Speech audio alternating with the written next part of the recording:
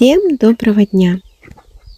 В прошлом видео мы с вами немного побродили по саду, а сегодня, пожалуй, заглянем в огород.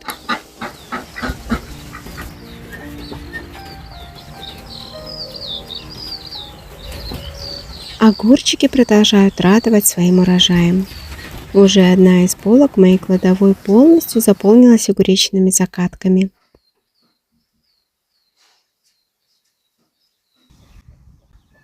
А вот с томатами в этом году беда.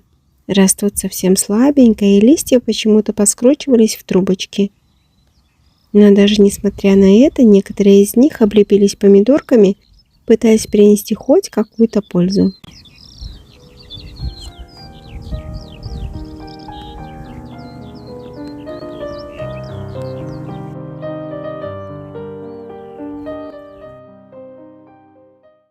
Картошка свела очень красиво. Вырвем сорнячок.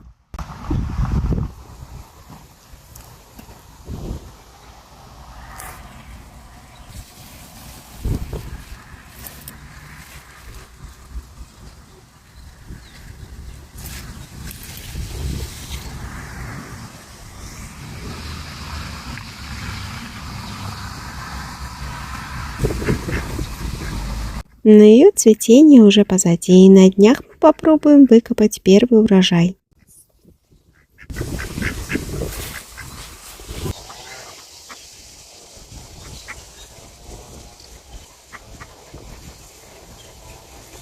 А вот морковки не будет совсем. Она и так была маленькой, так ее еще и утки пощипали. Наверное, чтоб не мучилась. В прошлом году они морковь совсем не трогали. Я радовалась хорошему росту капусты, пока в один момент она вся не покрылась мелкими дырочками. Это будущие белокрылки.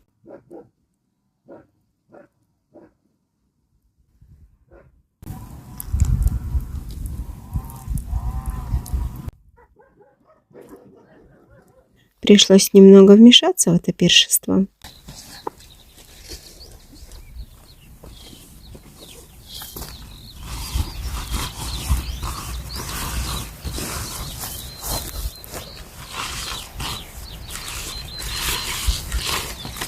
Несмотря на то, что и помощники подоспели, мне все же пришлось обработать капусту препаратом от белокрылок.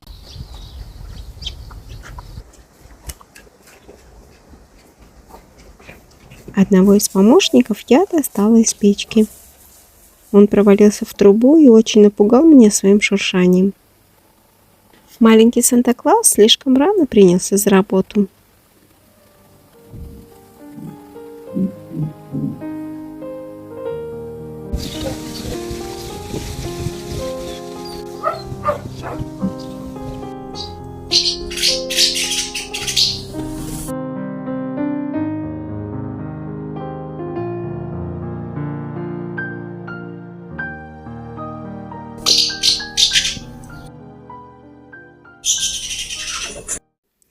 К Милане в комнату тоже заглянула гостья. По всей видимости, ее все устроило, и она решила слепить свое гнездо прямо над Миланиным окном.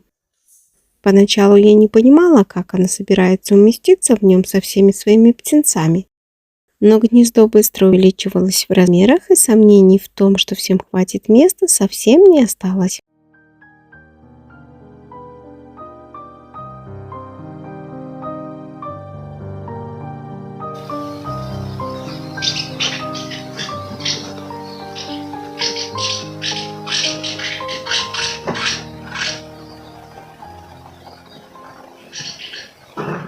Мы все в ожидании появления маленьких ласточек.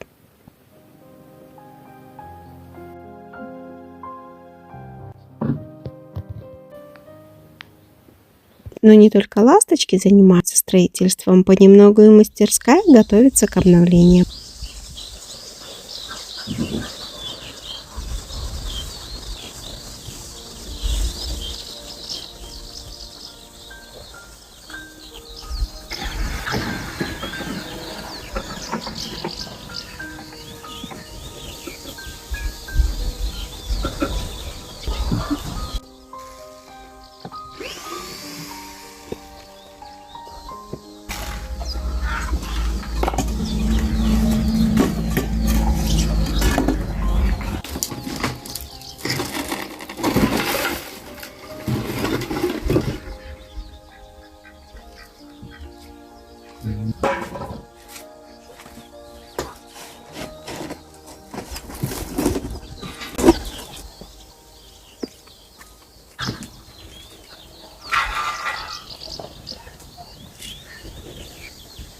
Я не знаю, сколько времени нам понадобится потратить до окончания проекта, но я очень надеюсь, что в его финале вместо этого уголка с помидорами и лавандой появится маленький магазинчик, ну, может, чем-то похожий на этот,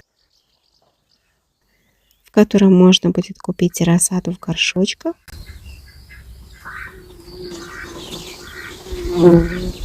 душистые травы,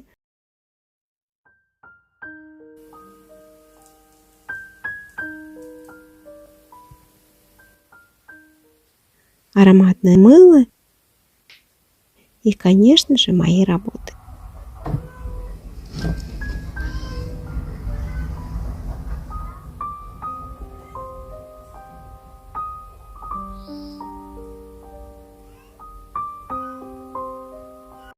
Я наконец-то решила освоить мастерство сварочных работ.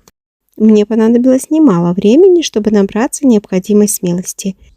Несколько месяцев назад по моей просьбе мне сделали такие чудесные лопатки. Вырезали и сварили их из очень толстого металла, чтобы я совсем не переживала о том, что они могут согнуться или сломаться в процессе работы. Лопатки, к моей радости, получились действительно очень надежными, пусть и немного тяжеловатыми по весу. Но я все равно не планирую их брать с собой в поход, хотя, пожалуй, в походе они бы неплохо пригодились. С такими-то лопатками можно успешно справиться с любой внезапно возникшей угрозой. Люблю такие крепкие и надежные штучки, поэтому решила добавить себе еще одну. Мои пластиковые вешалки для одежды очень часто расстраивают меня своей хрупкостью, а деревянные стоят слишком дорого, чтобы разместить на них все мои кофточки и юбки. Поэтому я решила, что моим первым изделием из металла станет вешалка для одежды.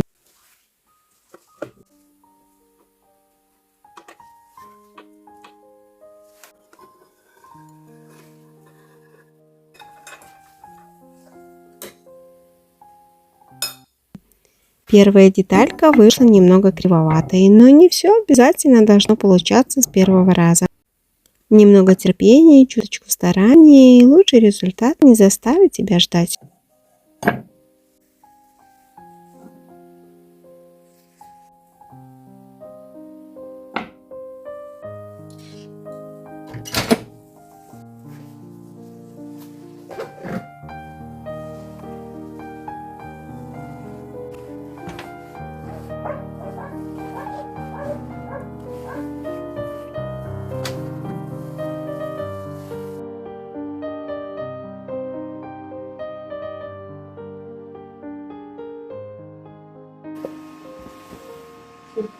Ну а теперь самое страшное.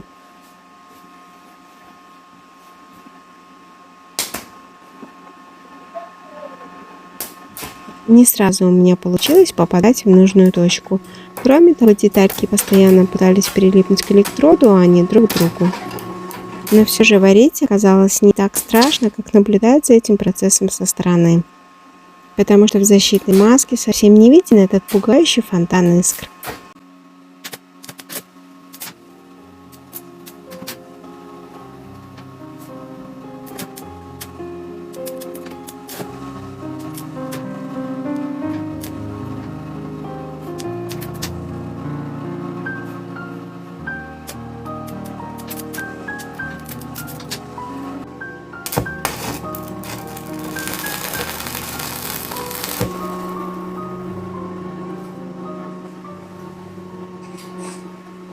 Мой первый сварочный шов получился не самый изящный, но все равно я была очень горда собой.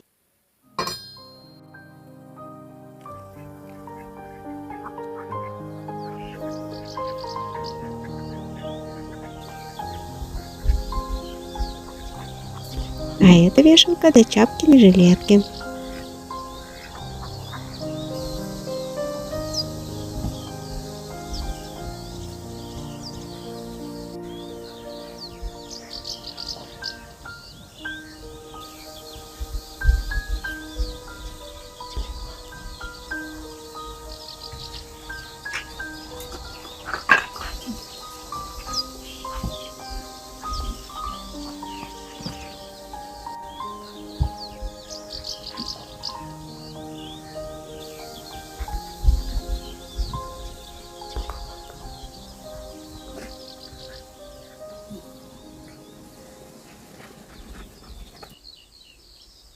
Но я не только наварила себе надежных вешалок. Клубники в этом году было очень мало. От поздних и затяжных заморозков мою клубнику не спасло даже то, что она позднеспелого сорта. Некоторые экземпляры были особенно крупные.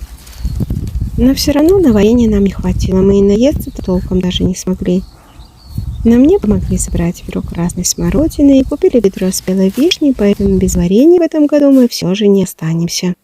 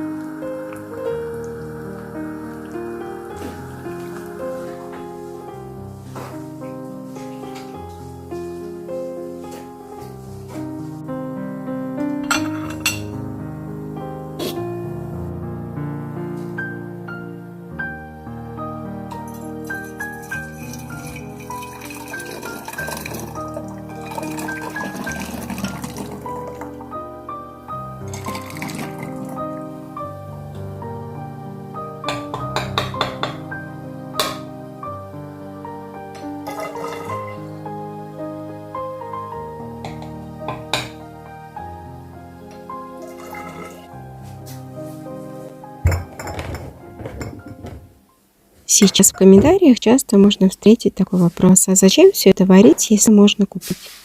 Ну что ж, также можно спросить: а зачем все это покупать, если все это можно сварить? Нет, ну если это занятие совсем не радует, или на все это совсем нет времени, то, конечно, заниматься этим не стоит. Не такая уж в этом жизненно важная необходимость. Нам вот нравится варить варенье, закатывать баночки и делать запас на зиму, чтобы все было с пользой, чтобы ничего не пропадало зря. Для меня это также и момент проявления заботы о моих близких. А еще мне нравится, когда я слышу фразу: «А у нас нет случайно еще баночки варенья?» Потому что это значит, что мои старания были потрачены не зря, и моя забота действительно кому-то нужна. И для меня это очень-очень важно. Как и ваши добрые комментарии, которые вы пишете мне. Получая их, я каждый раз чувствую, что и вам я хоть чуточку, но все же нужна. И для меня это тоже очень-очень важно.